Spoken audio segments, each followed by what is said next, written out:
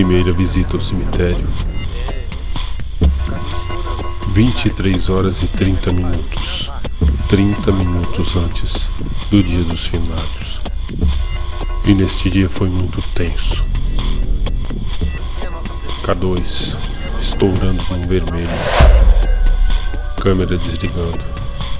E muitas ameaças no Spirit Box.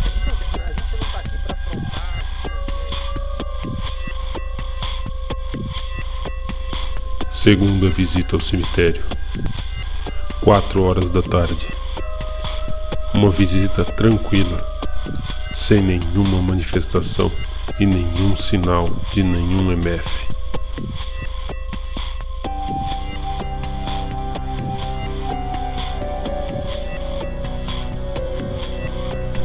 Terceira visita ao cemitério.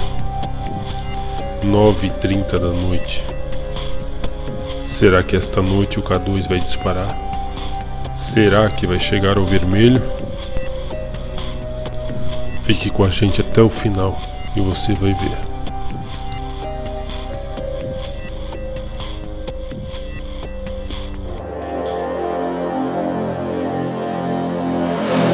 Tu escutou um negócio aqui?